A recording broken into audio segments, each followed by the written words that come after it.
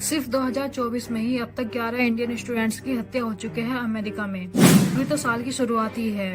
साल खत्म होते होते ये आंकड़े न जाने कितने हो जाएंगे।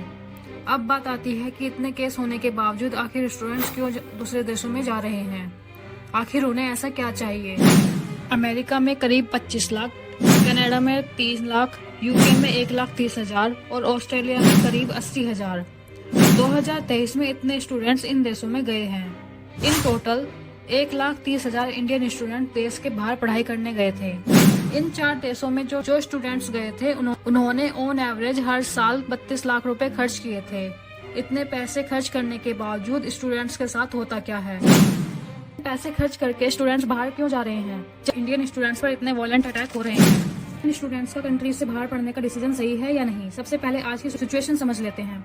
पिछले साल 13 लाख इंडियन स्टूडेंट्स अब्रॉड गए थे। 65% स्टूडेंट इन 4 कंट्री में गए थे। मिनिस्ट्री ऑफ एक्सटर्नल अफेयर्स ने 2022 में यह सर्कुलर रिलीज किया था कि 14,000 इंडियन स्टूडेंट्स किर्गिस्तान में पढ़ाई कर रहे थे, जहां में मोस्टली MBBS की डिग्री लेने जाते हैं। 6,000 स्टूडेंट्स इटली में, 9,300 स्टूडेंट बांग्लादेश में, 2,000 से ज्यादा स्टूडेंट ताइवान में और 93 स्टूडेंट वेनेजुएला भी गए थे। साउथ अमेरिकन देश जिसे जाने के लिए 30 घंटे लगते हैं, उसमें 38% स्टूडेंट्स 4 इंडियन स्टेट से हैं। साउथ महाराष्ट्र, तेलंगाना, आंध्र प्रदेश। 60% स्टूडेंट अपनी मास्टर्स के लिए जाते हैं, जबकि 33% स्टूडेंट्स अपनी बैचलर्स के लिए जाते हैं। ऐसा नहीं है कि अटैक की वजह से जाने वाले स्टूडेंट्स की संख्या कम हो गई है। अगले 2 साल में अनुमान लगाया जा रहा है कि 7% की ग्रोथ होगी। पर ऐसा तो नहीं है कि हमारे देश में कॉलेज की कमी है। हमारी कंट्री में 12,000 यूनिवर्सिटी हैं और 50,000 कॉलेजेस हैं। तो फिर क्यों स्टूडेंट्स अब्रॉड जा रहे हैं।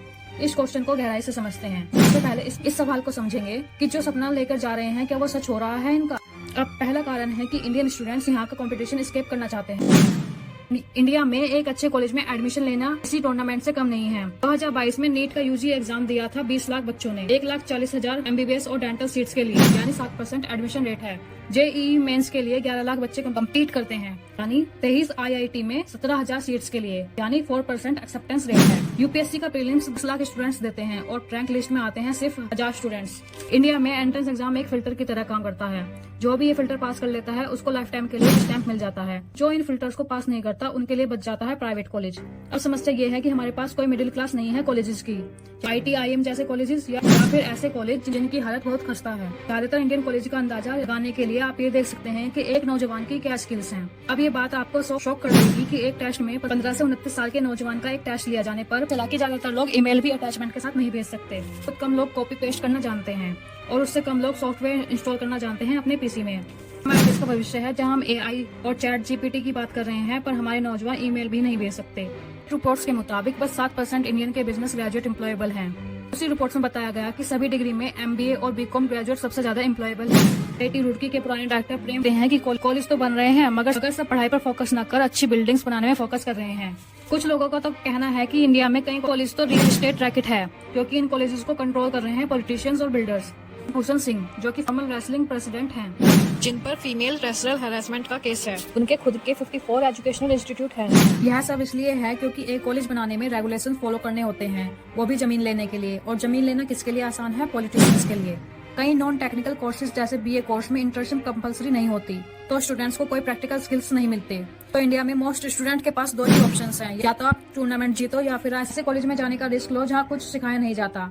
इसी वजह से कई स्टूडेंट बाहर देश जाते हैं। पर हमारे देश में लोग सिर्फ पढ़ाई के पीछे नहीं भाग रहे, बल्कि वो रिटर्न टू एजुकेशन देख रहे हैं। मतलब कितना पैसा मिलेगा। स्टूडेंट्स बाहर पढ़ना चाहते हैं जिससे उन्हें अपॉर्चुनिटी मिले ज्यादा पैसा कमाने की। वर्ल्ड बैंक की एक रिपोर्ट ने बताया कि जब हम अपने देश में ही माइग्रेंट करते हैं जॉब्स के लिए, तो उनकी इनकम में 40% की इंक्रीमेंट होती है। इसके बाद जाते हैं तो उनकी इनकम में 120% की इंक्रीमेंट होती है। अब तीसरा कारण है क्वालिटी ऑफ लाइफ। इसमें जैसे हम बोल सकते हैं कि air pollution. University of Chicago की एक रिपोर्ट कहती है कि अगर आप दिल्ली में रहते हैं तो ऑन एवरेज आपकी लाइफ 12 साल कम हो रही है। कुछ लोगों को नॉइज पोल्यूशन और कितनी साफ सफाई है के इलाके में क्वालिटी ऑफ लाइफ मैटर करता है। कुछ लोगों के लिए इंफ्रास्ट्रक्चर हो सकता है। जिन लोगों के लिए क्वालिटी ऑफ लाइफ है उनके लिए बाहर जाना वर्थ इट है।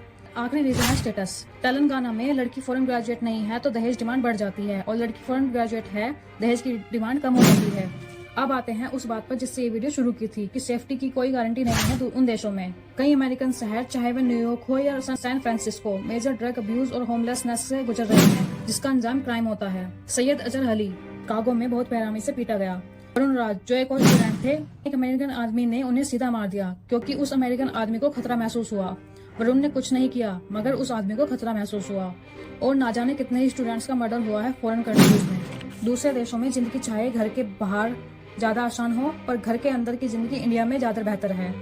और रही बात बाहर जाकर पढ़ने की, तो किसी की खुद की एक हैप्पीनेस इक्वेशन होती है। इस इक्वेशन की कई डिफरेंट वेरिएबल होते हैं। हर वेरिएबल की इंपॉर्टेंस हर व्यक्ति के लिए अलग होती है। मेरी जो हैप्पीनेस इक्वेशन है वही सबकी हैप्पीनेस इक्वेशन नहीं हो सकती। अगर कोई जॉब में खुश है तो जरूरी नहीं है सब जॉब्स में खुश हों। अगर कोई शादी करने में खुश है तो जरूरी नहीं है सबको शादी करनी चाहिए। अगर कोई इंडिया में खुश है तो ऐसा नहीं हो सकता कि सबको इंडिया में रहना चाहिए। अगर आप वीडियो के एंड तक पहुंचे हैं तो चैनल को सब्सक्राइब कर लेना और वीडियो अच्छी लगी हो तो लाइक कर देना। Thanks for watching. फिर मिलते हैं किसी नेक्स्ट वीडियो में।